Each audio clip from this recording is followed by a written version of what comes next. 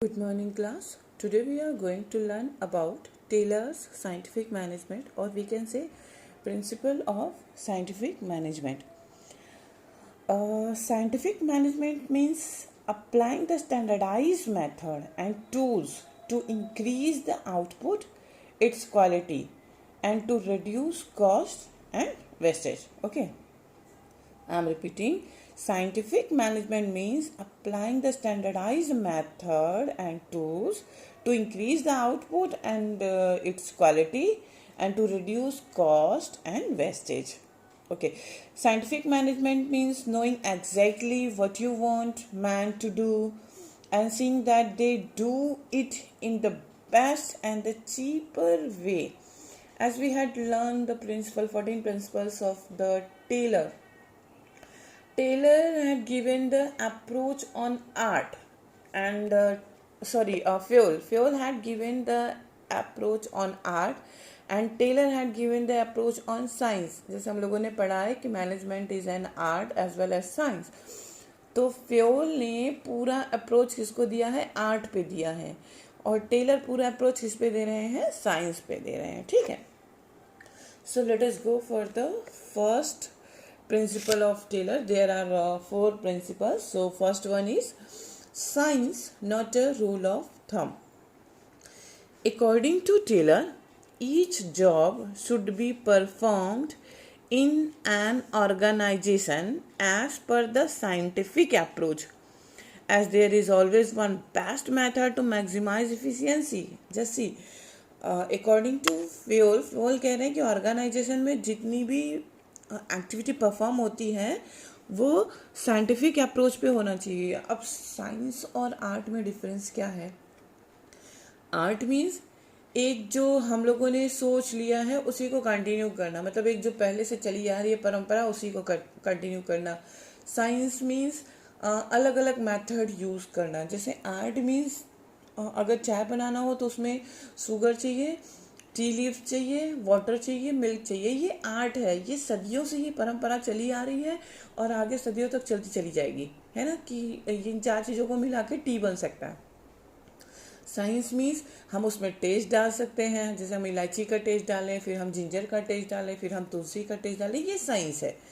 Art means वही चीज़ें continue चली आना और साइंस मीन्स उसमें और एक्सपेरिमेंट करना. ठीक है. FW जो फ्योल कहते थे कि आर्ट को लेके चलना चाहिए, लेकिन टेलर क्या कह रहे हैं कि साइंस को लेके चलना चाहिए. तो टेलर कह रहे हैं कि कोई भी ऑर्गेनाइजेशन में कोई भी एक्टिविटी परफॉर्म करिए तो वो किसके बेस पे करिए? साइंटिफिक अप्रोच पे करिए, नए नए तरीक़ों से उसको परफॉर्म करिए. लेकिन वो ये भी कह रहे हैं कि as there is always one best method to maximise efficiency. कितना भी आप नया अप्रोच लगा लेंगे लेकिन हर एक जगह पे एक बेस्ट मेथड होता है जो जिसको हम आर्ट कहते हैं, है ना, टू मैक्सिमाइज द एफिशिएंसी. देखो ठीक है, फिर से इसका एक बहुत सिंपल में समझ लो. Science not a rule of thumb. ठीक है. टेलर कह रहे हैं कि ये साइंस, कोई भी एक्टिविटी साइंस की तरह लेके चलो.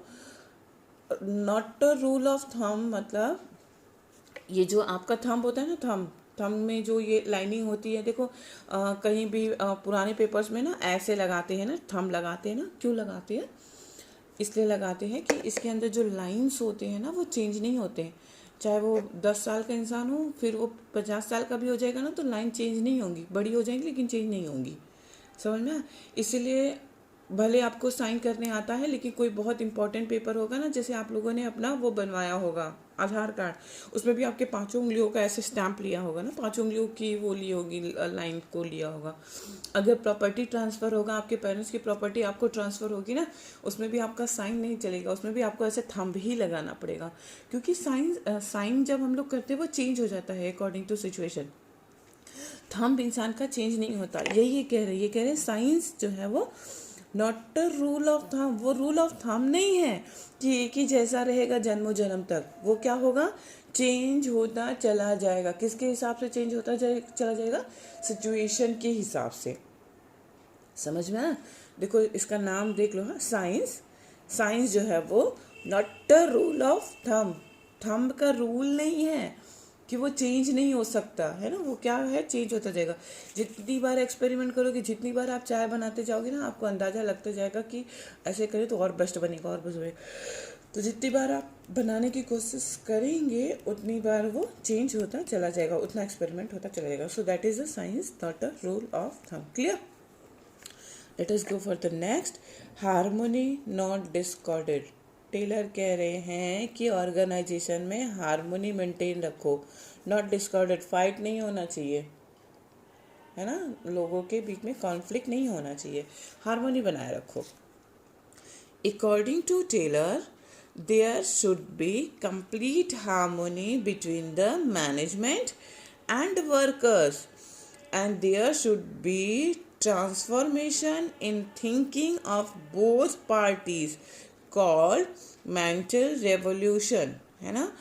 मतलब कि ऑर्गेनाइजेशन में हार्मनी बनाए रखो, कोऑर्डिनेट करके रखो, सब लोग मतलब शांति बनाए रखो, लड़ाई नहीं होनी चाहिए, डिस्कॉर्ड नहीं होना चाहिए। और harmony management management to worker, worker to worker, सबके बीच में बनाए रखनी चाहिए, है ना। और सबका आइडिया एक दूसरे के साथ ट्रांसफ़र करना चाहिए और यूज़ टू करना चाहिए। ऐसा नहीं है कि वर्कर्स कुछ कह रहे हैं तो उसको सुनना नहीं है, मैनेजमेंट अपने ही चलाए। मैंने जैसा हम लोगों ने फ्यूल में पढ़ा था कि वर्कर्स जो होती है वो मशीनरी को ज़्यादा यूज़ करते हैं, सो they know more than us और more than management how to use the machinery and what is the requirement related to machineries ना। सो हम उनको अगर अपने साथ रखेंगे या उनकी बातों को हम सुनेंगे तो हमारा प्रोडक्शन और अच्छा होता चला जाएगा। क्लियर है? Late us go for the next, cooperation not individual.